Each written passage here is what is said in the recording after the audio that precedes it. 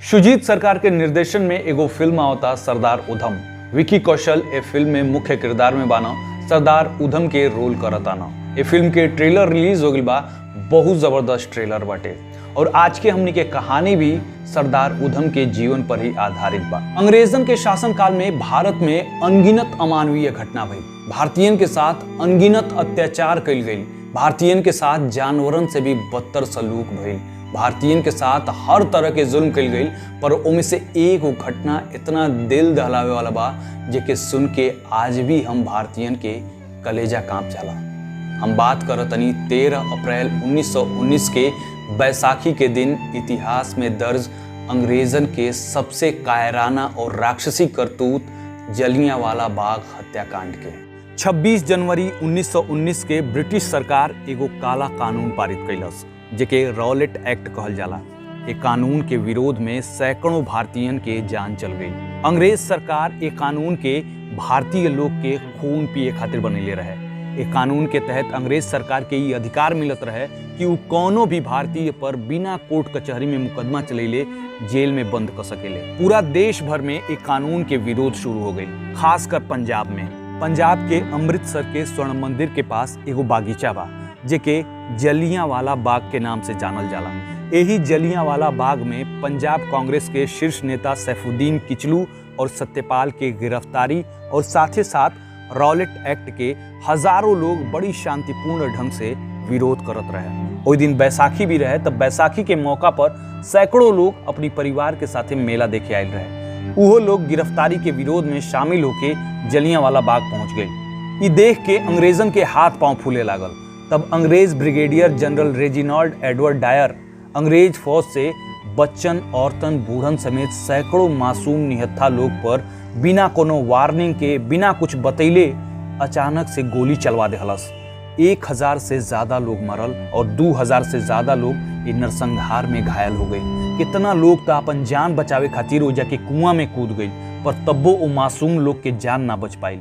ये नरसंहार के बाद से भारतीय शेर अब शांत बैठे वाला ना रहना सन। जल्दी अंग्रेजन के कायराना करतूत अब वो लोग पर भारी पड़े वाला रहे और जल्दी वो लोग अपन बोरिया बिस्तर समेट के भारत से भागे वाला रहे लोग। काहे कि जलियांवाला बाग के नरसंहार चंद्रशेखर आजाद और भगत सिंह जैसन अनगिनत वीर क्रांतिकारियों के जन्म देहलस।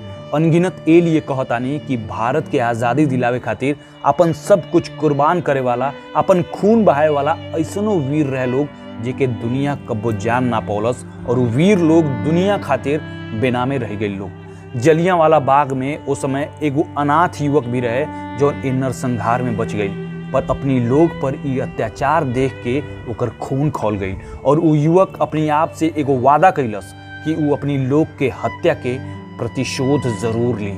सरदार उधम सिंह ऊ इंसान रहना जो 21 साल बाद जलियांवाला बाग कांड के बदला लेना। सरदार उधम सिंह के जन्म 26 दिसंबर 1899 के पंजाब के संगरूर जिला के सुनाम गांव में भइल रहे। इनकर पिता सरदार टेहल सिंह कंबोज रेलवे में चौकीदार रहना। उधम सिंह के बचपन के नाम शेर सिंह रहे। इनकर एगो भाई भी रहना जिनकर नाम मुख्ता सिंह रहे। बचपन में ही दोनों भाई के ऊपर से माई बाप के साया उठ गई। माई बाप के मरला के बाद दोनों भाई के अमृतसर के सेंट्रल खालसा अनाथालय में भेज दिया गई। एजा दोनों भाइयन के नया नाम मिलल। मुख्ता सिंह बन गई ना साधु सिंह और शेर सिंह बन गई ना उधम सिंह। साल 1917 में इनकर भाई साधु सिंह के भी मौत हो गई।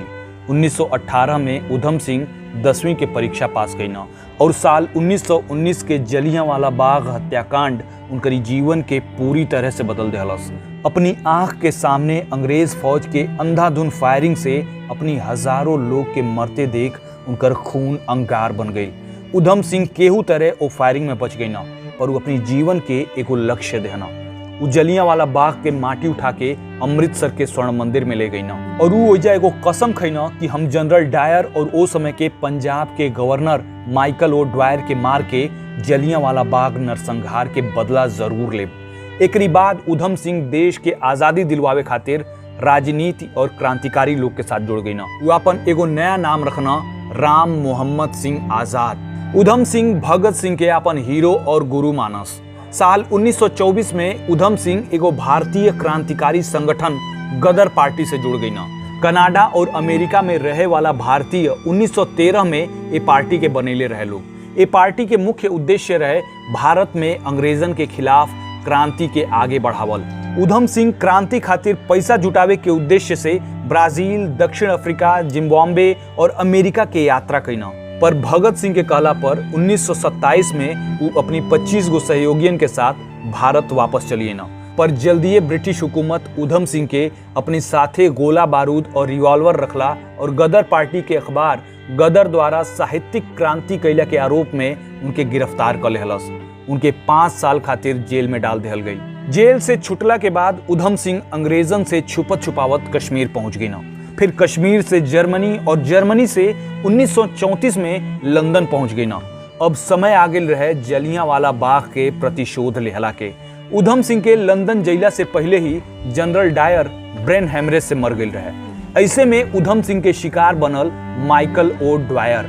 उधम सिंह लंदन पहुंच के एगो रूम किराए पर लेहना और माइकल ओ ड्वायर के मारे के तैयारी करे लगना। एक काम में गलती के तनिको गुंजाइश ना रहे। 1934 से 1940 आ गई। 13 मार्च 1940 के लंदन के कैक्सटन हॉल में ईस्ट इंडिया एसोसिएशन और रॉयल सेंट्रल एशियन सोसाइटी के संयुक्त अधिवेशन होखे वाला रहे। उधम सिंह के ये बात पता चल गई कि ये अधिवेशन में जलियांवाला बाग नरसंहार के असली दोषी माइकल ओ ड्वायर भी आए वाला बा। अभी सुनहरा मौका रहे उधम सिंह खातिर। उ गोलियन से भरल एगो रिवॉल्वर लेना और एगो मोट किताब के अंदर के पन्ना के रिवॉल्वर के आकार में काट लेना, जैसे कि उ किताब ना होके कोनो बक्सा होके। एक बाद वो रिवॉल्वर के वो किताब के अंदर छुपा लेना। फिर उधम सिंह अपनी जान के परवाह कैले बिना वो अधिवेशन के भीड़ में जाके बैठ गई ना। जब माइकल ओ ड्वायर अपन भाषण खत्म करके मंच से नीचे उतरे लागल, तब उधम सिंह अपनी सीट से उठ के पिस्तौल के गोली ओकरी सीना में उतार दे ना। शैतान मर गई। अपनी उधम सिंह के वादा पूरा हो गई। उधम सिंह ओइजा से भगना ना बल्कि ओही जा खड़ा रहना। लंदन पुलिस उनके गिरफ्तार करके जेल भेज देहलस। उनके ऊपर हत्या के मुकदमा चलल और उनके फांसी के सजा सुनावल गई। 31 जुलाई 1940 के उधम सिंह के लंदन के पेंटविले जेल में फांसी दे देहल गई।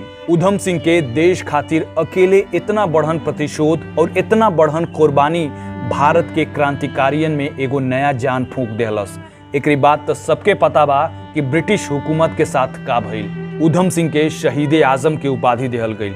साल 1974 में लंदन सरकार उनकर अवशेष भारत के सौंप देहलस। अगर हुआ कि उधम सिंह के कहानी सुन के अच्छा लागल है, गर्व महसूस भइल तो वीडियो के लाइक करी, चैनल के सब्सक्राइब करी और वीडियो के अधिक से अधिक शेयर करी, ताकि महान क्रांतिकारी उधम सिंह के कहानी अधिक से अधिक लोग तक पहुंच सके, वो भोजपुरी में।